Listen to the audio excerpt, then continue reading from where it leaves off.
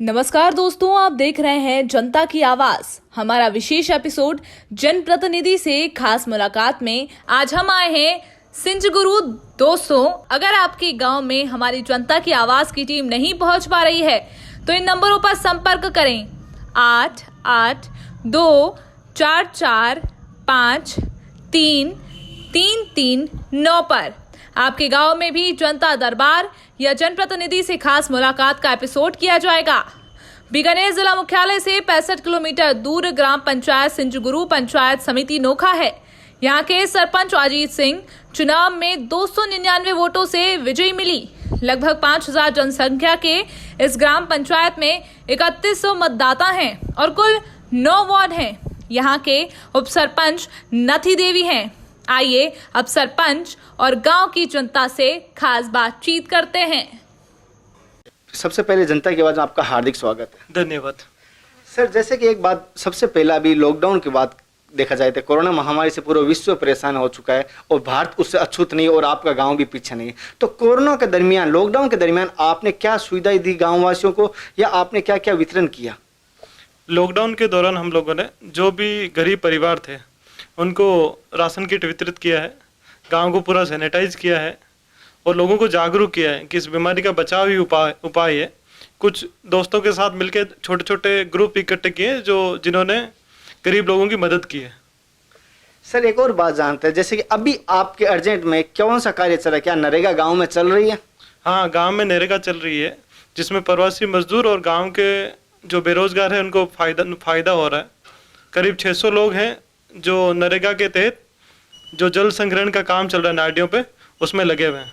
अच्छा, और उसमें प्रवासी कितने हैं? उसमें 140 प्रवासी हैं जिनको इसका फ़ायदा मिल रहा है। गांव में और आपकी नज़रों में किस चीज़ की विकास की आवश्यकता है? जैसे देखा जाए शिक्षा को बराबर आपकी व्यवस्था है? गांव में शिक्षा की पूरी व्यवस्था है, फिर भी जो कुछ कमियां हैं, जो कुछ लूप होल है, उसको हम लोगों ने जो प्रस्ताव में लेके पूरा करने की कोशिश की जा रही है। जैसे स्कूल में पानी की दिक्कत रहती थी क्योंकि जो गांव की स्कूल है वो टेल पे है, इस कारण वहाँ पे जलकुंड की व्यवस्था कर दी गई है और इसका निर्माण जल्द ही शुरू होगा। दूसरा, गांव में स्कूल में कमरों की व्यवस्था थी, तो वैकल्पिक तौर पे हमारे पास स्कूल में एक बिल्डिंग पड़ी थी, उसकी रिपेयरिंग और बाउंड्री करके उसको भी जल्दी, जैसे स्कूल के सत्र शुरू होंगे उससे पहले उसको शुरू कर दिया जाएगा। जैसे कि गांव के विकास के लिए दूसरे गांव से आवागमन की आवश्यकता है, आवागमन के लिए रास्तों की आवश्यकता होती है, रोडों की आवश्यकता होती है। तो आपके गांव में रोडों को देखते क्या आपने विकास करने की सोची है? क्या विकास किया है? आवागमन के लिए 2 तरह से प्रॉब्लम थी। एक तो जो सिंचगुरु से सलूंडिया रोड थी जिस पे खड्डे पड़े हुए थे, तो PWD की मदद से वो रिपेयर हो चुकी है और आज आवागमन के लिए उसमें कोई दिक्कत नहीं है। दूसरी जो लिंक रोड की प्रॉब्लम है वो सिंचगुरु से मोरखाना के लिए है। सिंचगुरु से मोरखाना 6 किलोमीटर दूरी में से 4 किलोमीटर रोड बनी हुई है, बट जो 2 किलोमीटर का टुकड़ा है उसकी वजह से गांव के लोगों को और जो बाहर से जो सुसानी माता के लोग के मंदिर में लोग आते हैं उनको भी दिक्कत होती है। बट सरकार को अवगत कराया जा चुका है और इसकी स्वीकृति भी निकल चुकी है। इसके टेंडर होने बकाया है जो भी जल्दी हो जाएंगे, तो आवागमन की गाँव में कोई दिक्कत नहीं रहेगी। सर, एक और बात जानना चाहते हैं, जैसे कि गांव में गंदे पानी की लोगों का कहना है, गांव वासियों का कहना है, एक गांव में जैसे एंटर करते हैं तो वहां पे थोड़ा पानी इकट्ठा होता है बारिश के मौसम में, इसका कोई आपने हल सोचा? किस प्रकार हो सकता है? गांव में जल भराव की केवल एक ही जगह समस्या है, उसका मिट्टी भराई करके ही समाधान है। पहले तो ये ज़्यादा थी बट अभी कुछ कम है, बट जल्दी जैसे ही कुछ काम शुरू होते हैं इसको जल भराव को भर्ती करके ख़त्म किया जाएगा। जैसे गाँववासी आपको देख रहे हैं तो एक बात जानते हैं, जैसे आप जनप्रतिनिधि बनते हो गांव के आशा भी बढ़ जाती है, सपने भी बढ़ जाते हैं कि और ज़्यादा विकास होगा। तो गाँववासियों को क्या कहना चाहोगे? किस प्रकार आप सहयोग की आशा करते हो? क्योंकि आपके सामने 5 साल है, तो आपके गाँववासियों के सहयोग के बगैर ये 5 साल कंप्लीट भी नहीं हो सकते और गाँव का विकास भी नहीं हो सकता। तो आप क्या कहना चाहोगे? मैं कहना चाहूँगा कि जैसे ही जनप्रतिनिधि बनते हैं दायित्व बढ़ जाता है, जिम्मेदारियाँ बढ़ जाती है। तो मेरा सभी गाँव वालों से निवेदन है कि उनके मन में जो भी विचार हो गांव के विकास के लिए तुरंत मुझे अवगत कराएं।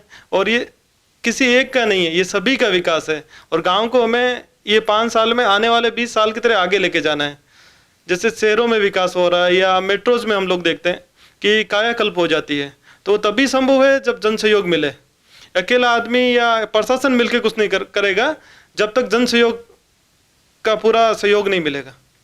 जैसे इन्होंने कहा जन सहयोग नहीं मिलेगा तब तक कुछ नहीं होगा, और आप सभी की बदौलत, आपकी सभी के सपोर्ट से ही जनप्रतिनिधि बनते हैं और इनका दायित्व भी बनता है।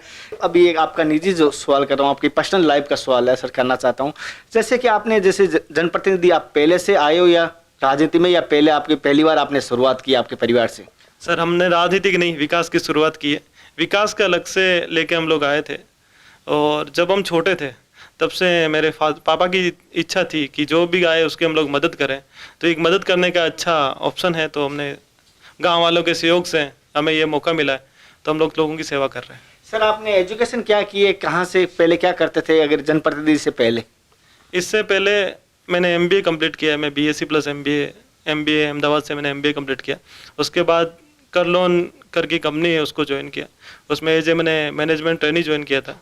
उसके बाद 6 साल तक उसमें मैंने काम किया। अभी स्टेट हेड राजस्थान की पोस्ट से मैं रेजिग्नेशन दे के आ रहा हूँ। दोस्तों जैसे ग्रामवासियों में आपसे निवेदन करूं, आपको इनके विचार कैसे लगे कमेंट द्वारा जरूर बताएं। आपको लगता है कि आपके गांव में किस प्रकार के विकास की आवश्यकता है? इन्होंने जैसे कहा था हमें सहयोग कर सकते हैं, हमें बता सकते हैं, उसकी तरफ हम बढ़ेंगे। आप कमेंट द्वारा भी हमें बता सकते हैं आपको कौन सी योजना नहीं मिल रही है या कौन सी गाँव की समस्या है। नीचे जो नंबर दिए हुए हैं, मेल ID दी हुई है, वहाँ पर आप संपर्क कर सकते हो, कंप्लेन कर सकते हो। अगर आपको लगता है आपके गाँव में जनता दरबार है या रात्रि चौपाल की आवश्यकता है तो भी हमें कमेंट द्वारा जरूर बताएं। जय हिंद, वंदे मातरम।